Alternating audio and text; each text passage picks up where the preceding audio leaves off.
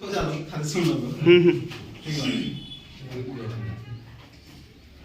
बा। आज का जो क्लास है, इस क्लास में हम लोग 4 नंबर के लिए जो एग्जाम में आता है उसको एक्सप्लेन करने के लिए आएगा।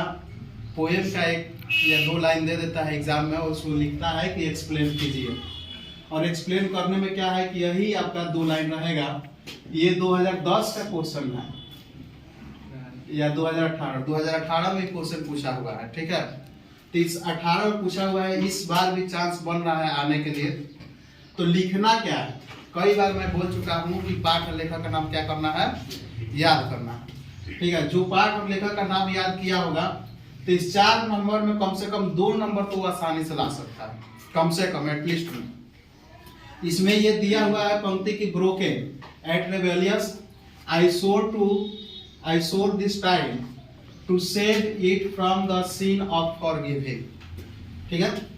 इसमें सबसे पहले क्या चीज लिखना है, कोई भी एक्सप्लेनेशन दे दे किसी भी प्रकार का, तो उसमें सबसे पहले लिखना है कि this line has been taken from, यहां तक एक तरह का कह सकते हैं कि डायलॉग ही है, यहां से यहां तक एकदम सेम चीज है कि this line has been taken. यह जो पंक्ति है वह क्या किया गया है, टेकन किया गया है, लिया गया है। कहां से, फ्रॉम। अब जिस पाठ से लिया गया है उस पाठ का नाम यहाँ पर लिख देंगे। कविता है तो कविता के नाम लिख देंगे। तो यह जो है फार हिम्न से लिया गया तो फार हिम्न लिखा गया है, ठीक है। उसके बाद यह एक देखिए कविता का नाम आ गया। दूसरा यहाँ पे क्या लिख रहा है कि विच हैज बीन रिटन, जिसे लिखा गया है, किनके द्वारा लिखा गया है, KKN दारूवाला के द्वारा ये लिखा गया। तो ये 2 लाइन तो हो गया, केवल पाठ और क्या बोलते हैं कवि और कविता के नाम लिख देने से। उसके बाद से अब ये क्या कह रहे हैं कि ही वाज। अब मेन चीज यह है जिसको हम लोग को एक्सप्लेन करना है। तो इसमें क्या हो रहा है कि ही वाज लैंडस्केप पोएट। अभी ये पोएट के ही बारे में यहाँ पे बताया गया है। लैंडस्केप के मतलब कहते हैं नेचर, प्रकृति। तो ये प्रकृति कवि है जो प्रकृति के बारे में हमेशा लिखते हैं।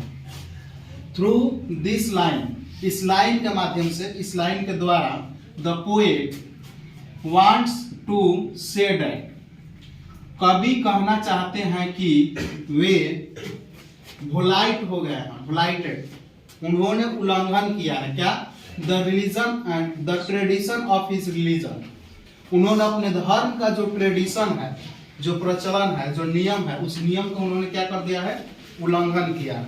और ये उल्लंघन इसलिए अपने आप को बता रहे हैं, पूरा पोएम में तो बताया ही गया है कि जब इनके बेटे का क्या होता है, मृत्यु होती है, इंतकाल होता है, तो उस स्थिति में ये लोग अपने शव को अग्नि से जलाते नहीं हैं, अग्नि को बहुत पवित्र मानते हैं।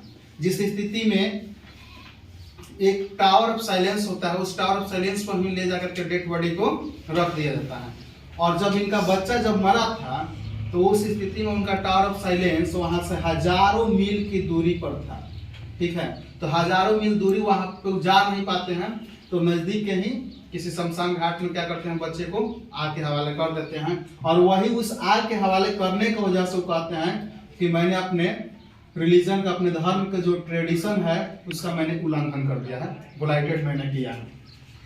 और कह रहा है कि बाय क्रीमिंग, यही क्रीमिंग के मतलब है अंतिम संस्कार। अंतिम संस्कार क्रीमिंग हिज चाइल्ड, उन्होंने अपने चाइल्ड का क्रीमिंग कर करके उन्होंने क्या किया है कि अपने धर्म का जो परंपरा है, ट्रेडिशन है, उसका उन्होंने उल्लंघन किया है, ठीक। उसके बाद कह रहा है कि ही टूक ओथ, उन्होंने क्या किया, शपथ लिया, आफ्टर थिंकिंग, सोचने के बाद, हिमसेल्फ, खुद से कुछ देर बैठे सोचे कि क्या मैंने सही में गलत किया है या नहीं।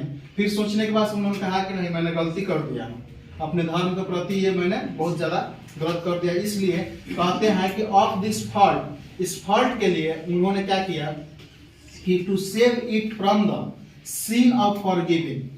फॉरगिविंग जो है यहाँ पे क्षमा का अर्थ जा रहा है, लेकिन हम लोग कहेंगे कि वो जो आग है, जो भूलने की बीमारी है, जो वह बचे हुए शरीर को नहीं जला पाता है ना, तो उस चीज को, उस भूलने की बीमारी से उन्होंने बचाने की कसम खाई थी उसी वक्त। या ये कह सकते हैं कि फॉरगिविंग का दूसरा अर्थ में तो ये बता सकते हैं कि उन्होंने उस भूलने की बीमारी से, क्षमा की जो है क्षमाशील होने से उन्होंने क्या किया, आग को बचाया। बस इतना ही है, फिर अगले क्लास में।